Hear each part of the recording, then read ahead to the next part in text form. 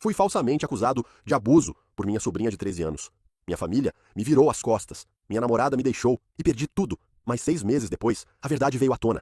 E agora, eles querem se reconciliar, sem chance. Deixe-me contextualizar. Naquela época, eu estava indo bem, tinha um bom emprego em gestão de projetos, morava em um apartamento decente, numa parte agradável da cidade, tinha amigos, uma vida estável, nada luxuoso. Mas eu havia batalhado muito para construir aquilo. Depois de anos ralando na faculdade e em cargos iniciais, acreditava que minha família e eu éramos unidos. Ou pelo menos achava que sim. Jantares de domingo, festas de fim de ano, toda aquela rotina familiar. Minha irmã Sara e eu, especialmente, éramos próximos. Crescemos cuidando um do outro. E quando ela teve a filha, Melissa, eu estava lá no hospital, o primeiro, além do pai, a segurar o bebê. Eu adorava ser tio. Levava o papel a sério, sabe? Comparecia aos eventos da escola da Melissa, ajudava com as lições de casa, quando Sara estava atolada de trabalho, ensinei a menina a andar de bicicleta. Coisas normais de tio. A garota era esperta, engraçada, um pouco dramática às vezes. Mas que adolescente, não é? Sara era mãe solteira desde o divórcio, quando Melissa tinha 8 anos. Então, eu tentava ajudar sempre que podia. Nada estranho, nada inapropriado. Apenas família sendo família. Mas Melissa sempre foi um pouco difícil de lidar. Sara tinha um estilo de criação em que, basicamente, nunca dizia não para ter a filha. O que Melissa queria, ela ganhava. Celular novo? Claro. Pular as tarefas de casa? Sem problema. Falar de forma insolente com adultos? Coisas de adolescente, segundo ela.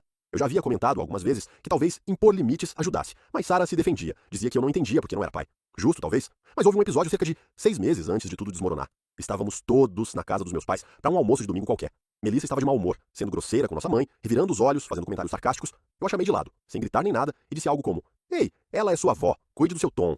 Ela me olhou como se eu a tivesse esbofeteado, com um olhar frio que nunca tinha visto antes. Em seguida, saiu furiosa e foi reclamar para Sara, dizendo que eu a havia humilhado na frente de todo mundo. Sara veio me enfrentar, mandou eu não me meter, que ela cuidava da própria filha. Pedi desculpas, deixei pra lá, achei que não valia a pena o drama. Deveria ter prestado mais atenção naquele olhar que Melissa me deu. Foi o primeiro sinal de alerta, que ignorei completamente, avançando para o fim da primavera há 3 anos. Meus pais estavam organizando um churrasco em casa, típico evento de família. Hambúrgueres, cachorros quentes, primos correndo, aquele clima suburbano de fim de semana. Cheguei, depois do trabalho, ainda de camisa social, mas sem gravata. Tudo parecia normal. Melissa estava lá com algumas amigas, fazendo aquela coisa de adolescentes, cochichar em grupo. Cumprimentei, e ela mal respondeu. Normal, pensei. Adolescentes são assim mesmo. Cerca de 1 hora depois, Sara me chamou para a cozinha. No momento em que entrei, percebi que algo estava errado. O rosto dela estava pálido, as mãos tremendo, e o olhar puro ódio. Antes que eu pudesse perguntar o que havia, ela foi direto ao ponto. "Você tocou na Melissa?" Fiquei parado, completamente confuso.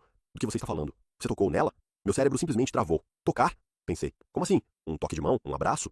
Não fazia sentido. Então ela explicou. Disse que Melissa tinha ido chorando até ela na noite anterior, dizendo que eu a havia tocado de forma inapropriada, que eu a havia agredido. Senti como se tivesse sido atropelado. Fiquei olhando para Sara, esperando que ela começasse a rir, que dissesse que era alguma piada horrível. Mas ela não riu. Estava completamente séria e me olhava como se eu fosse o pior tipo de monstro. "Sara, isso nunca aconteceu. Eu jamais faria algo assim." Ela não me deixou terminar. Me deu um tapa forte no rosto. Depois, começou a gritar para eu sair, dizendo que ia chamar a polícia, que eu era nojento, que nunca mais queria me ver. Meus pais apareceram correndo, os outros parentes foram se amontoando na porta, todos me olhando como se eu fosse um predador. Tentei explicar, tentei dizer que aquilo era uma loucura.